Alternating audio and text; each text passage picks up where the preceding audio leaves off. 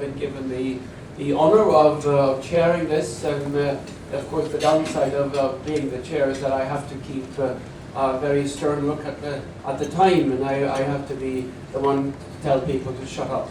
I will do that as politely as I can. Please feel free to meander back and forth between your plates and the food back there. We have given this as an honour, not as an enticement to come to this meeting, but you all know better. You're here for the content, of course. We're here for the exciting content of SDG, and I'm reminded when I look at the actually novelties that are coming out of the process and the discussions around Rio 20 of a small quote from a poet, First World War poet from the UK. His name was William Sassoon, a well-decorated soldier and a poet of renown. He says once, "Those who create decide," and we certainly are creating new things, even though there are lots of words. And one of the interesting creations, I think, from my own personal thing, is the SDGs, and they are very much also in the process, and I think we all could help decide about what is coming out of that area. I'm not going to talk anymore. I'm just going to hand over the microphone to Paula Caballero Gomez. We all know her for her eloquence and her deep understanding of the SDGs. Paula, the floor is yours.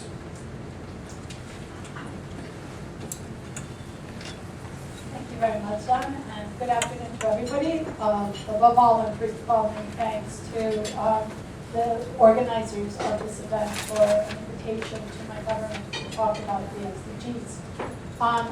As you know, Colombia is very passionate about the SDGs because we really and truly feel that the SDGs are a very, very useful tool for taking us forward, and we see it as building a primary and key building component of whatever post-2015 framework architecture we end up with. Now, the SDGs are obviously about metrics. But they're a lot more than metrics, and I would like to discuss the much more here. Very briefly, I'll be brief because I know that this is going to be an interactive side of it, and I don't want to take time away from the interactiveness of it. I will say yet again what I've always said every single time we've spoken about the SDGs, that SDGs above all are about building bridges. The SDGs are about recognizing that we have a common humanity, a common planet, and therefore we need to have common attendance. It's why we created the United Nations. That was the logic of it.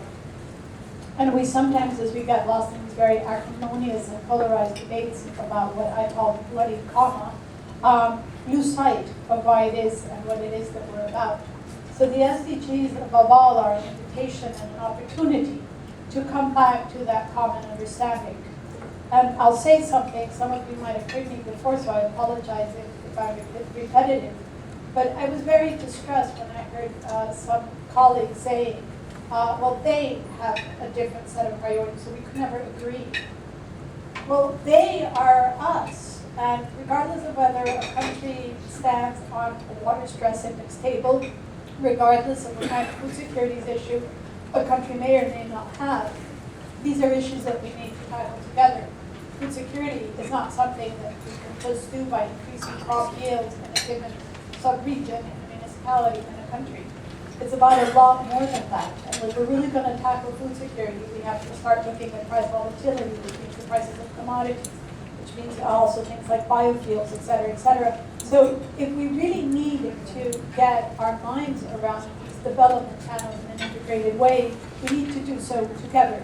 So that sense of togetherness, of common purpose, is really at the essence, at the core of the SDGs. And I ask you to remember that, and I ask you to take that message back out of this room, that the SDGs are about building those bridges and about working together.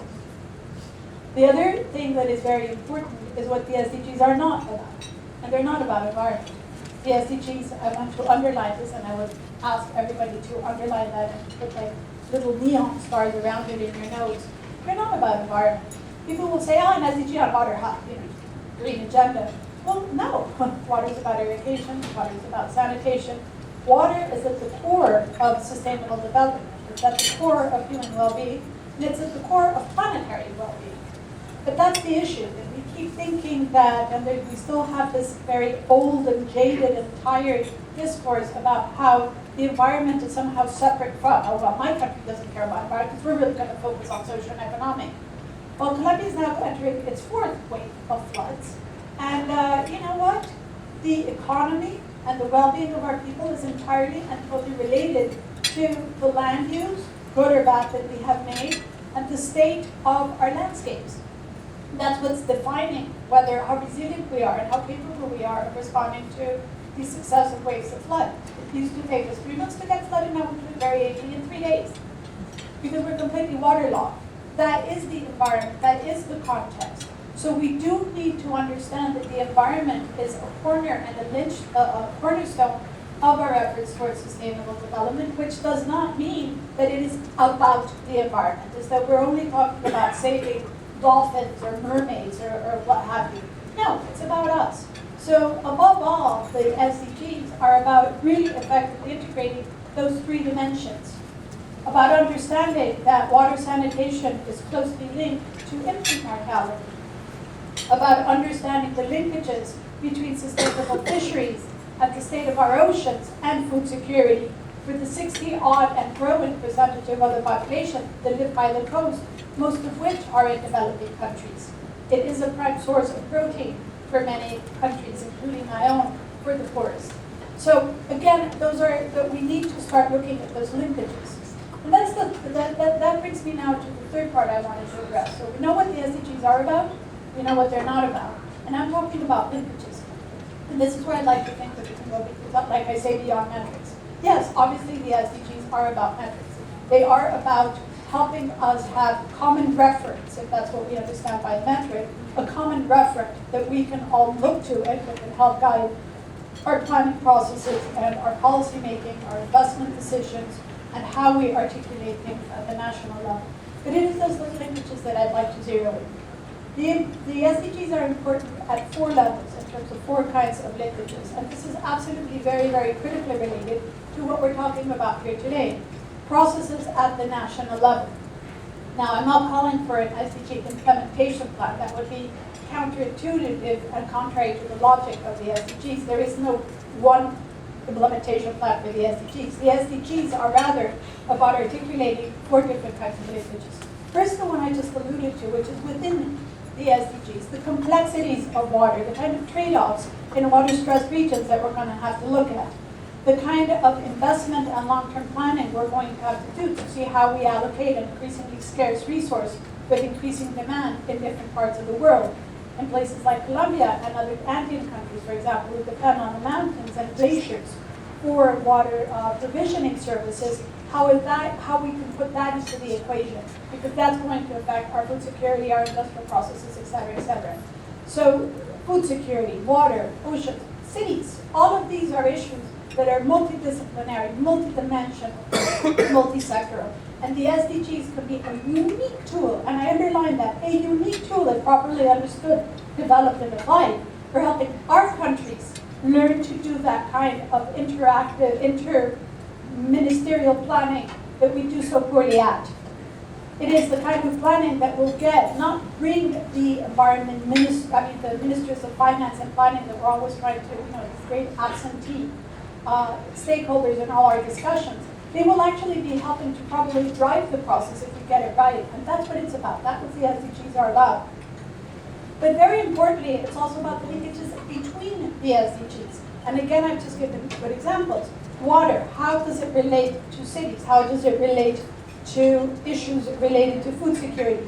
Those linkages, so that again, we can learn to think out of the box, so that we can, as societies, as government, and as communities, be able to understand what are these development challenges and what kind of thinking, new thinking we need to do.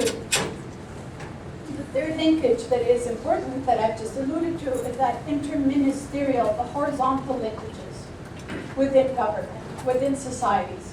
But the fourth linkage is probably one of the most important and the most underexplored, and those are the vertical linkages at a national level.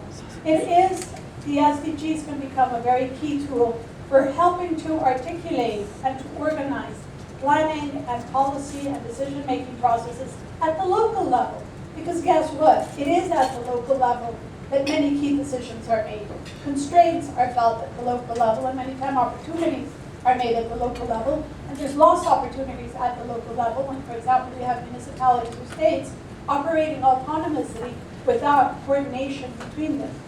So we have to understand the SDGs also as a way of creating that kind of policy coherence, if you will, action coherence, investment coherence at subnational levels, and for helping to articulate the way mechanisms for uptaking lessons, experiences, constraints, opportunities from the local level up to the national level, and for having the national level policy, investment, incentive, et cetera, frameworks that are put in place at the national level also be relevant and help to articulate what's happening at the local level. So the SDGs are uniquely about articulation at many levels. And this is what is really fundamental. And that is why Colombia is so absolutely obsessed with the SDGs. Because we do feel that it is a unique tool, as I say, if we understand it and develop it correctly, for helping countries, all countries, but in particular developing countries that have more resource and capacity constraints, for grappling with incredibly difficult development issues that have no ready solutions and no easy answers, and will require that kind of cross-sectoral thinking that is so incredibly difficult for human beings, for other reasons that I won't go into, but I'm sure anthropologists would have interesting things to say about that. And it will help us to really integrate these three dimensions and understand that the environment is not something that a luxury that we can sort of figure out maybe perhaps we'll do it, but is a cornerstone of our work, as is the need for social inclusion, and is the need for sustainable and sustained growth. Because that's a problem. With people out of poverty, then they fall back in because we don't have the right kind of long-term structural processes in place. So sustainability is about sustaining also in time. And that's another aspect that I would highlight about the SDGs. So I hope that the deliberations today will help enrich this process. It's an open proposal put up here to the table, which we've constructed together with you and everybody else. And we hope to continue doing that to Rio, and that's why we thank very much the opportunity to share these thoughts and experiences with you today.